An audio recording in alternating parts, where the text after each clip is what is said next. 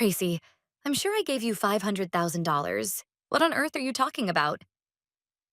The Thanksgiving dining room was filled with the rich scent of spices, a turkey gleaming golden brown at the center of the table.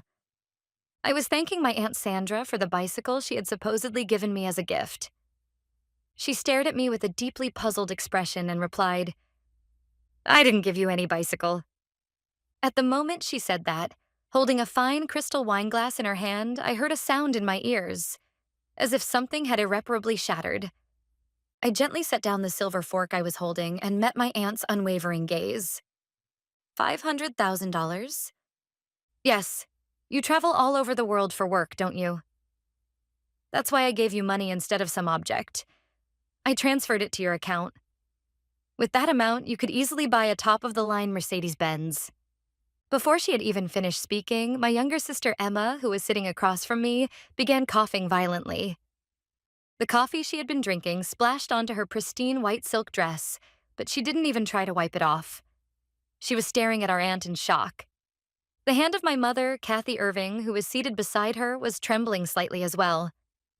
She took a hurried sip of red wine, as if trying to escape, but her eyes darted restlessly, unable to focus on anything. I chose my words carefully, keeping my voice as calm as possible. Aunt, thank you very much, but that's strange. What was delivered in front of my house was definitely a rusty used bicycle, almost 10 years old. Used? My aunt's eyebrows shot up in suspicion. Yes. A few days ago, my mother called me and said, it's a gift from Aunt Sandra. She asked me to send you an old bicycle she used to use so you wouldn't get out of shape.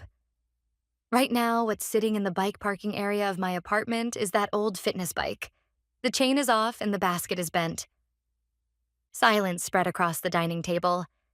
My aunt was a hard-nosed businesswoman who had built a real estate empire from nothing. I watched calmly as doubt and sharp anger blended together in her eyes. Kathy, explain this to me. Her voice was low and cold. A few weeks ago, I definitely deposited $500,000 into the account I share with Tracy. And I told you, let Tracy know and let her choose whatever she likes. Why has my gift been replaced with a bicycle? My mother's mouth opened and closed soundlessly as she cast a pleading look toward Emma, seated beside her. But Emma was staring intently at her smartphone, her fingers moving frantically across the screen.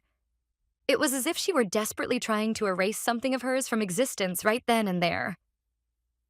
Well, Sandra, that's just some kind of mistake. Tracy must be misunderstanding something. My mother's voice cracked, utterly lacking in conviction. I lowered my gaze to my fingertips. I make my living as a cybercrime investigator, tracking down numbers that have vanished into the digital shadows, working for governments and international banks. The specific figure my aunt mentioned, $500,000. My mother's obvious agitation, and my sister's fingers constantly trying to hide her phone.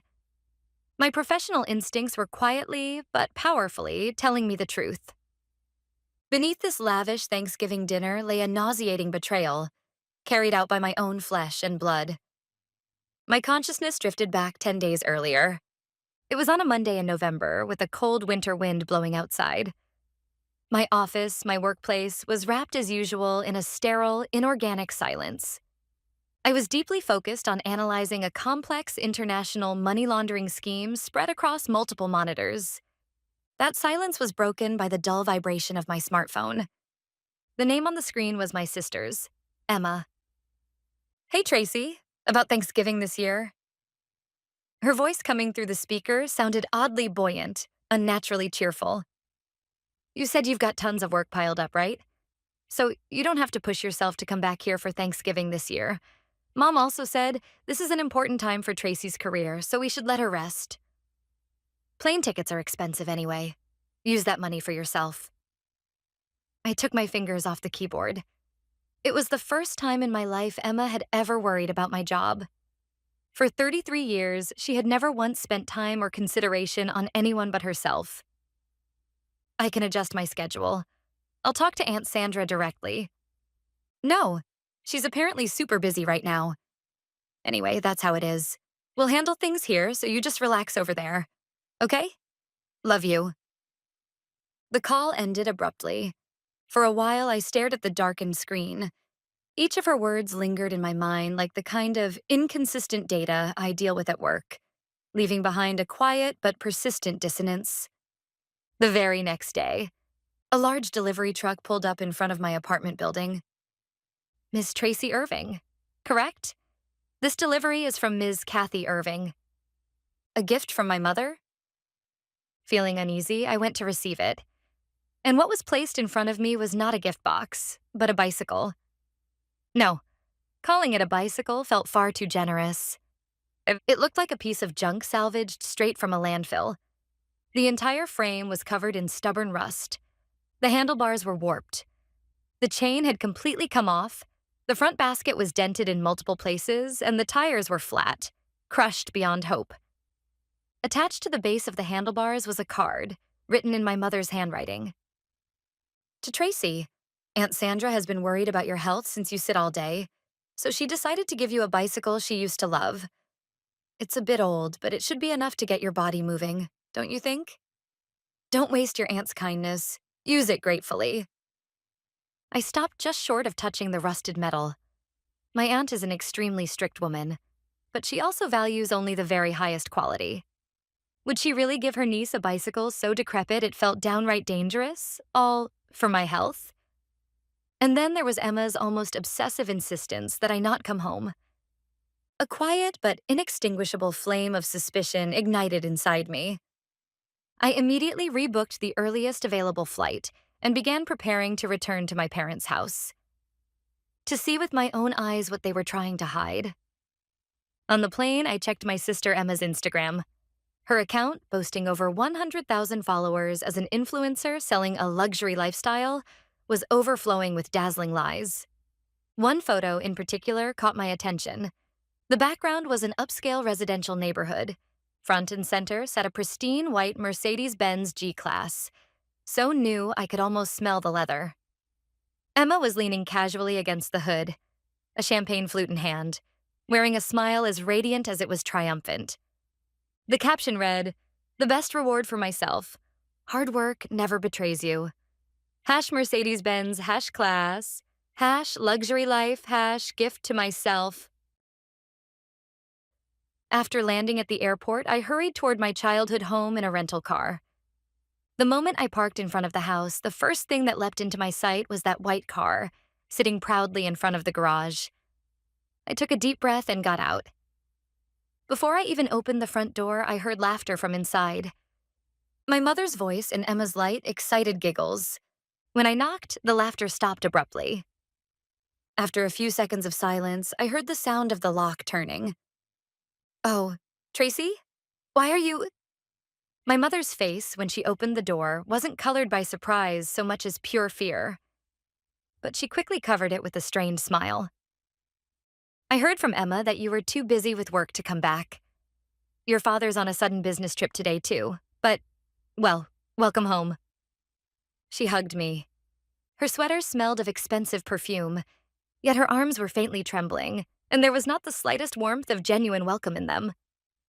When I stepped into the living room, Emma stood up from the sofa. On her finger sparkled an emerald-cut diamond so large I'd never seen anything like it before.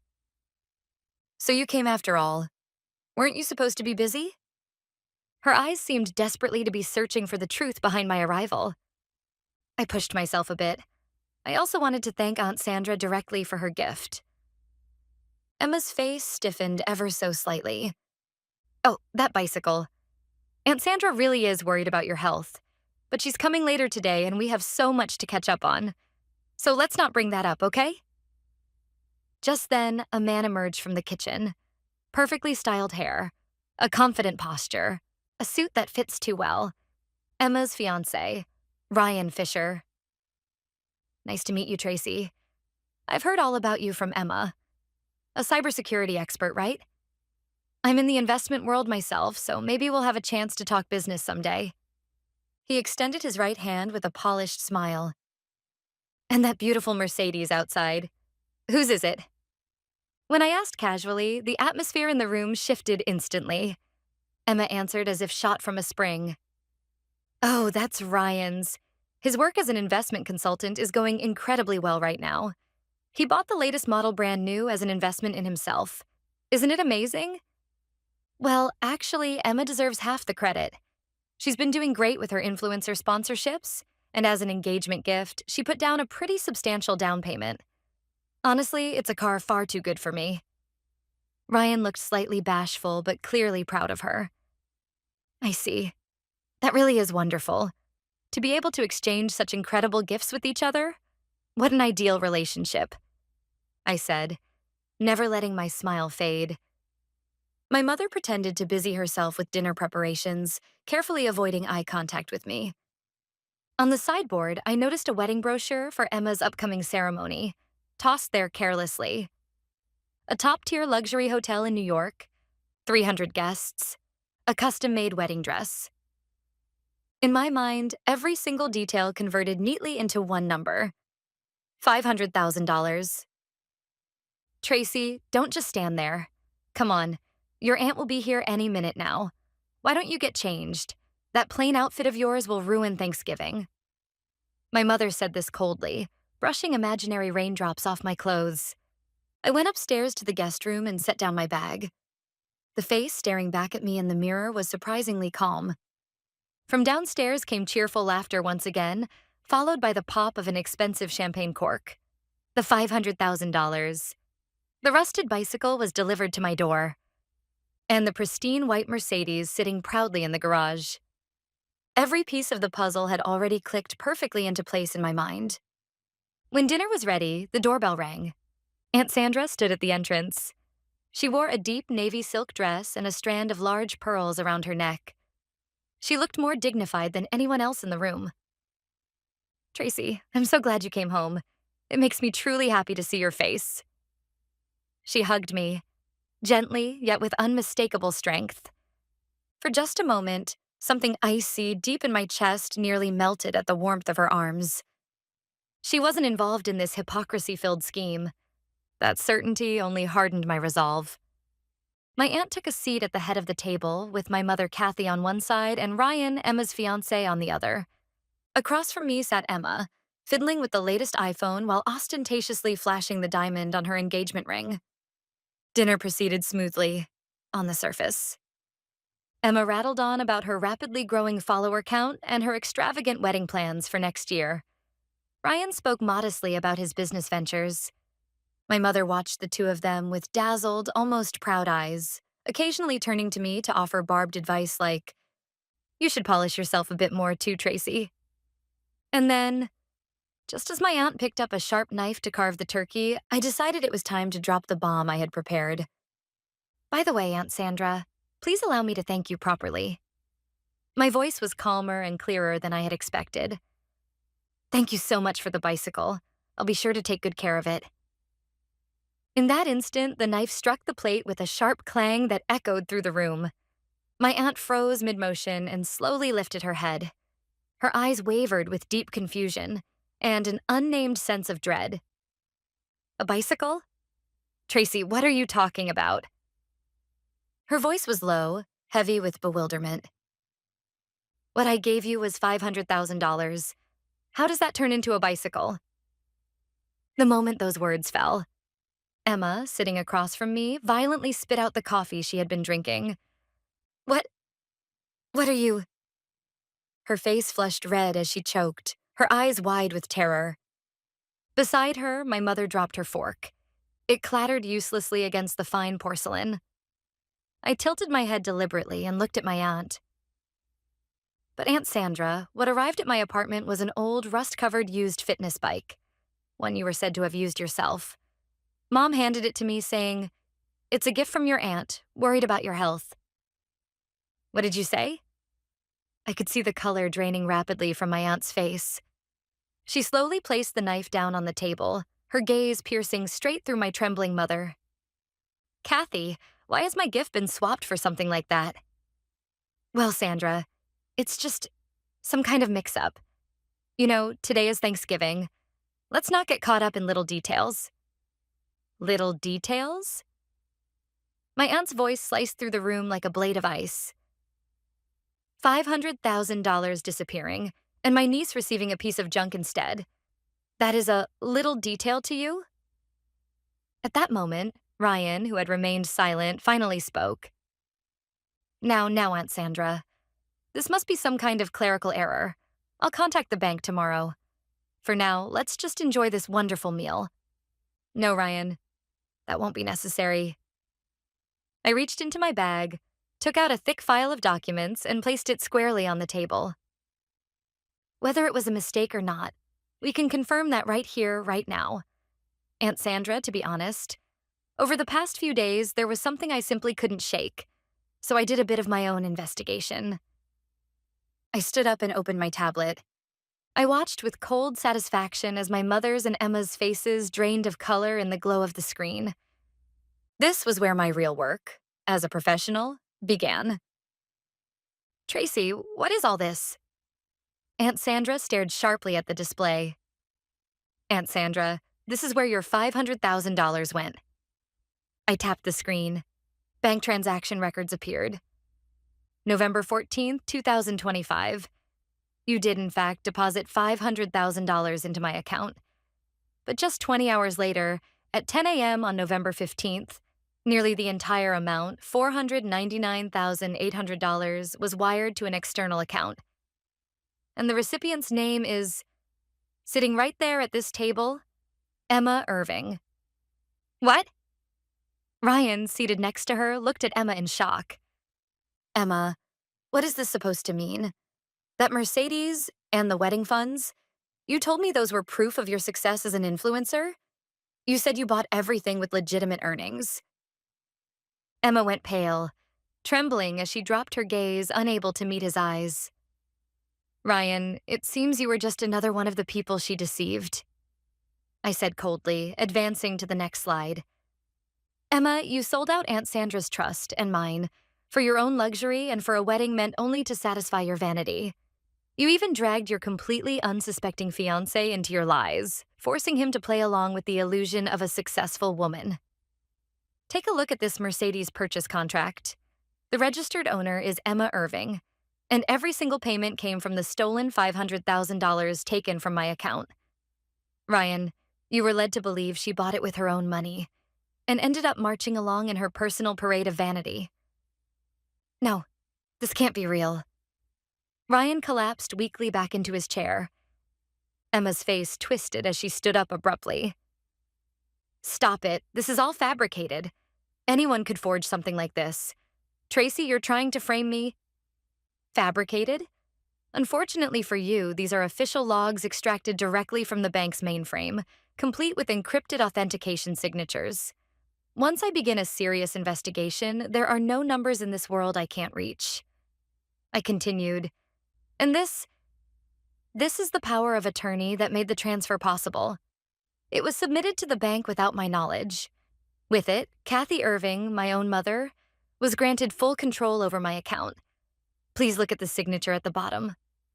I took out a laser pointer and indicated a single spot. At first glance, it looks like my signature, but forensic digital analysis shows it was created by digitally compositing scans of my handwriting from multiple past documents. The pen pressure is unnaturally uniform. There's none of the microscopic variation that appears when a real human hand signs. And, most importantly, there's this. I zoomed in on the signature to its maximum. When I sign important legal documents, I always place an almost invisible dot at the upper right of the first letter. It's an analog security habit I've used for years to protect myself. But it's missing here. Mom, you focus so hard on copying my handwriting that you never noticed my habit. My mother covered her face and began to shake violently. I was only thinking about the family. Emma needed a beautiful wedding. You already make more than enough money. I didn't think you'd notice. You didn't think I'd notice? You stole $500,000 from your own daughter and thought you wouldn't get caught in the very field she specializes in? My voice carried a chill that surprised even me. And Emma. The slide changed. On the screen appeared her glamorous Instagram posts side by side with the purchase contract for that white Mercedes in the garage.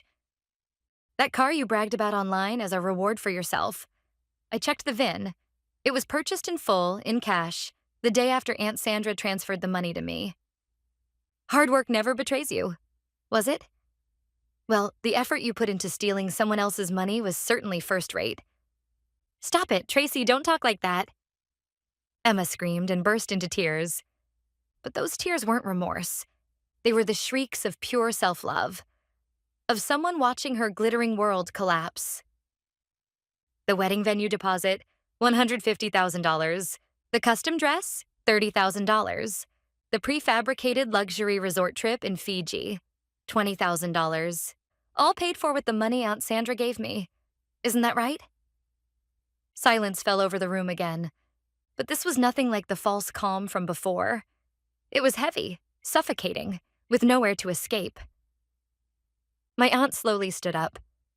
Her face was filled with a depth of quiet fury I had never seen before.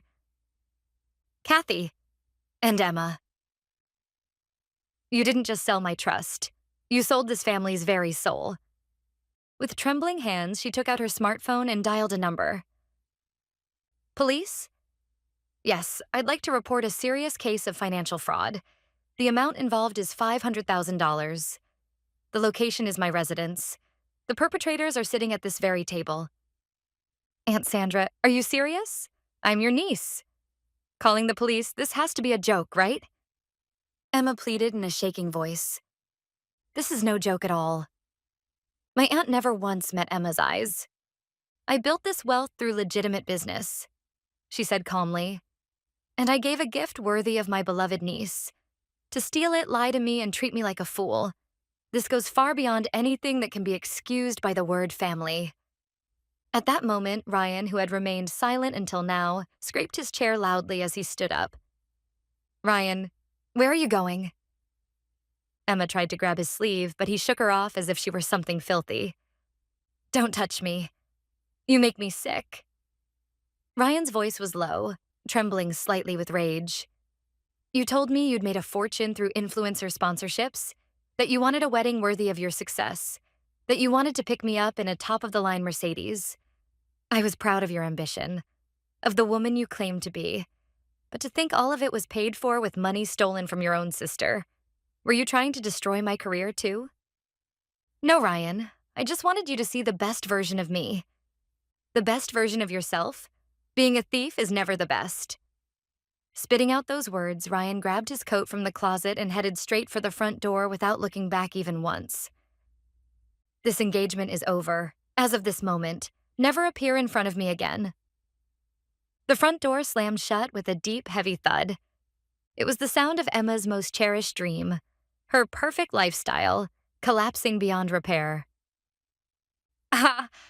Emma crumpled to the floor, wailing uncontrollably. My mother pulled her sobbing daughter into her arms and glared at me with a face twisted in fury. Tracy, are you satisfied now? With a single word from you, your sister's life is ruined. We're family. How could you be so cruel? $500,000 is nothing to you. You could earn it again in no time? Why couldn't you just think of it as sharing a little with your sister? Sharing? I replied coolly, unmistakably. Mom, what you did wasn't sharing. It was stealing. You stole from me, forged my signature, used my name without permission, and damaged my credibility. Have you ever once thought about how much time and nerve I've burned crawling through the digital underworld to earn that money? But we're family. Yes, and that's something you should have remembered before you stole from me. Before long, the sound of sirens approached from a distance. Red and blue police lights alternately bathed the white walls of my childhood home in an eerie glow. Neighbors peeked out from windows or gathered along the street, watching with naked curiosity as two women were led away in handcuffs. Tracy, are you sure this is what you want? Aunt Sandra placed a hand gently on my shoulder and asked quietly. Her eyes held the pain of betrayal, and yet still, a complicated concern for her nieces. Yes, Aunt Sandra, this isn't something we started. It's simply the end of the road they chose for themselves. After that, the investigation quickly moved beyond local police and was taken over by federal authorities. Interstate wire fraud, organized identity theft. Justice moved with ruthless speed. My mother, charged as the principal offender, was sentenced to 18 months in federal prison. When the verdict was read, she collapsed in tears in the courtroom, but I never once looked back. Emma received probation with a suspended sentence for conspiracy after the fact and aiding fraud, but the real hell awaiting them lay outside the courtroom. First, my father filed for divorce. The fact that his wife of more than 30 years had forged their daughter's signature to steal money completely shattered the quiet man's heart.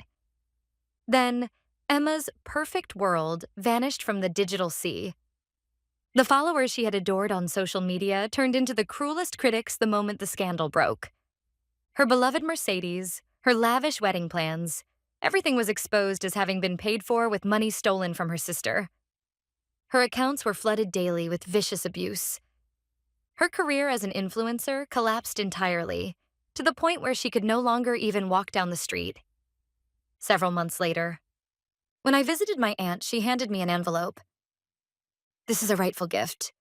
This time, go wherever you wish. Run forward with your own strength." Inside was another check for $500,000. With that money, I bought a pristine white Mercedes Benz. Gripping the steering wheel of my new car, I gently pressed the accelerator. The powerful rhythm of the engine was the only thing celebrating the beginning of my new life. Since then, I never looked back.